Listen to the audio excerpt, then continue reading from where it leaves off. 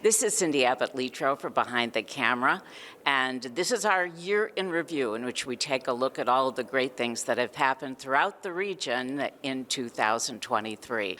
We are on location in the lobby of the iconic City Hall here in the city of Buffalo.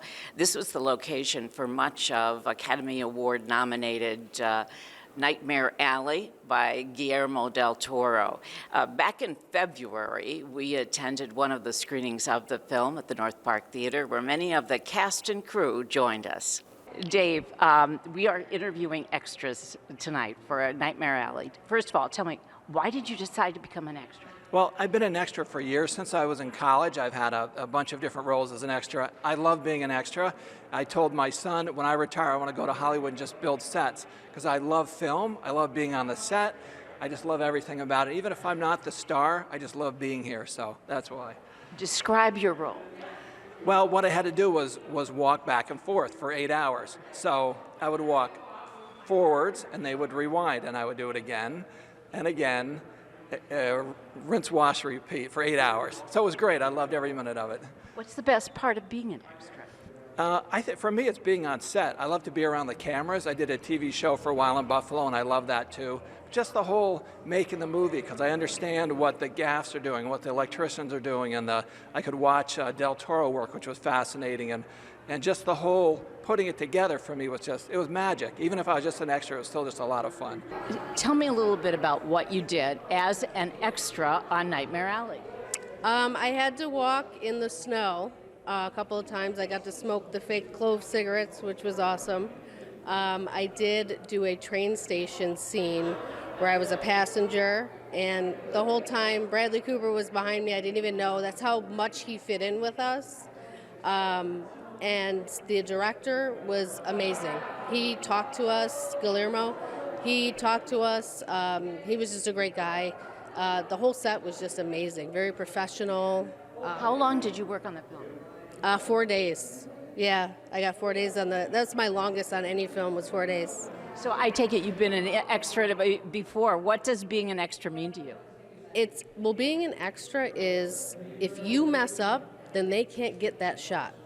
So it's very important that your facial expressions, anything, your pantomiming, anything that you do, you have to do it as if you're a main actor. You have to follow you can't get starstruck, anything like that. But being an extra to me I love it because I get to play someone else. So I get to put myself in that mindset that I'm someone in the 1940s. And when I saw that for the casting notice, I was like, I have to do it. We're now in the holiday season, and it's a great time to look back on the career of prolific film director Fred Olen Ray, who will be returning to Western New York in 2024 to shoot another Christmas film. We sat down with Fred at DePaulo's restaurant back in March to discuss his love of shooting holiday-themed movies, particularly in the Buffalo area. Because I'm on in my years. And I am slowing down a little bit, and I don't move around as fast as I used to. And I say, I don't know if I want to work again this year. You know, I did my thing. And then Tim will say, you know, down the road from here, Fred, there's a home run maple syrup plant.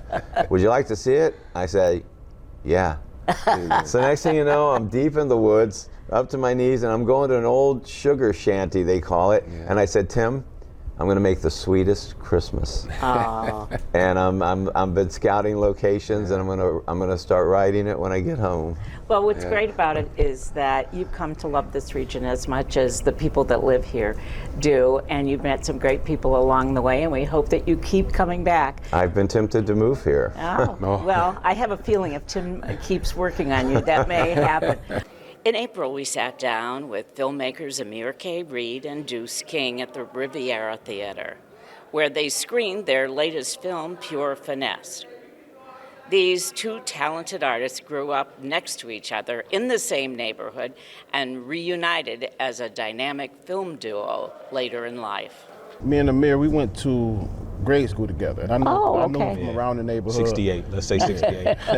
You two look very young. Thank you. So I knew him from around the neighborhood, but we never really hung out or, ran in the same you know, in the same group of people, but I knew who he was, and he knew who I was.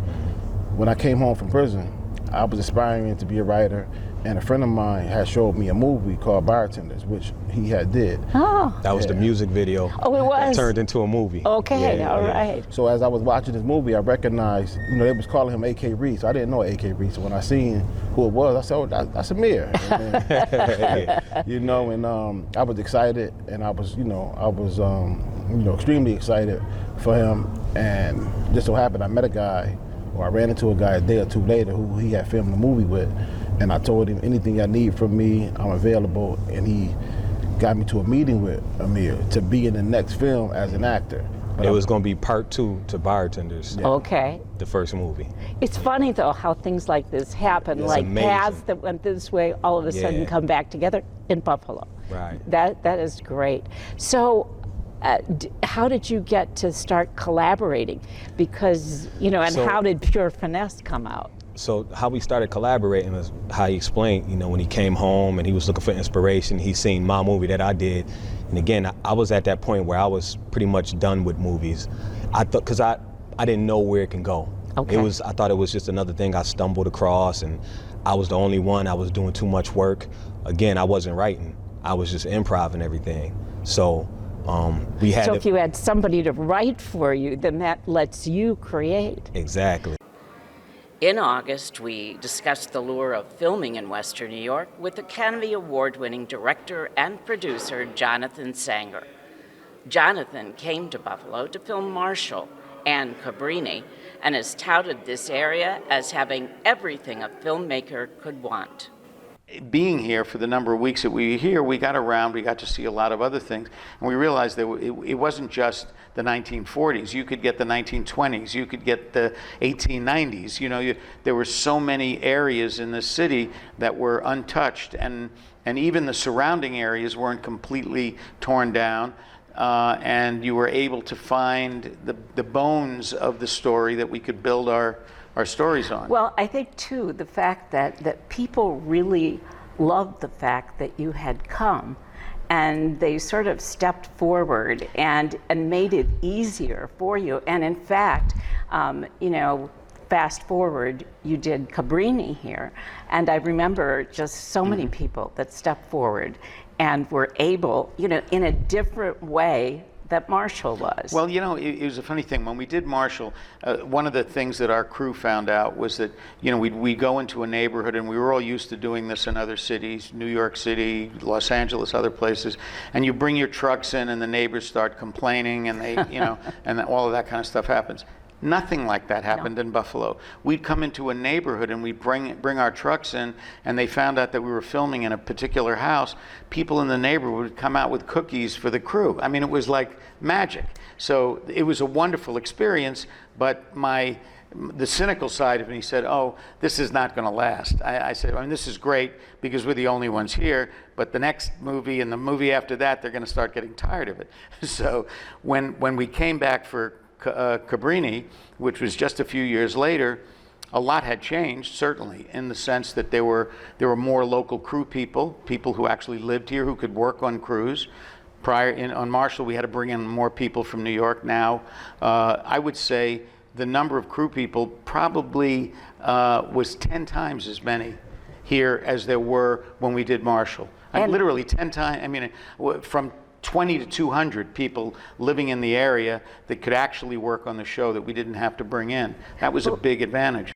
Finally, our last look is with one of my all-time favorites, actor Stephen McKinley Henderson, who came to Buffalo over 40 years ago and brags about this area's theater scene and booming movie industry.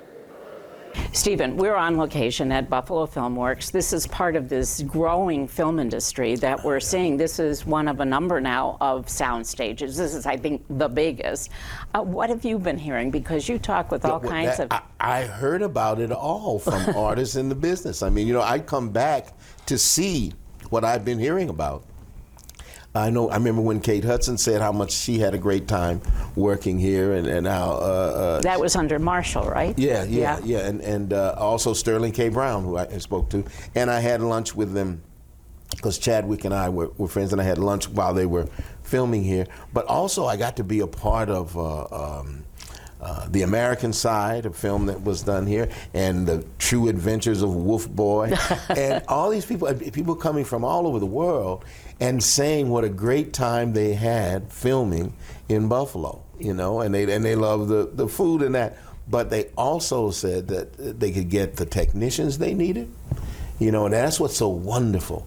It's the jobs that are happening for people who live here when the production companies come here, because they bring a lot of people, but they also need a lot of people.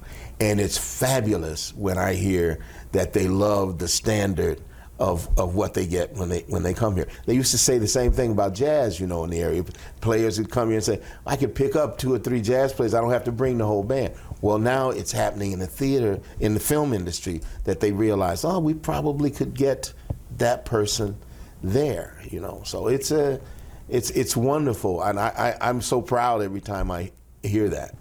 Well, that does it for this edition of Behind the Camera. We hope you have a wonderful holiday season and that you'll join us in 2024 when more exciting projects are behind the camera.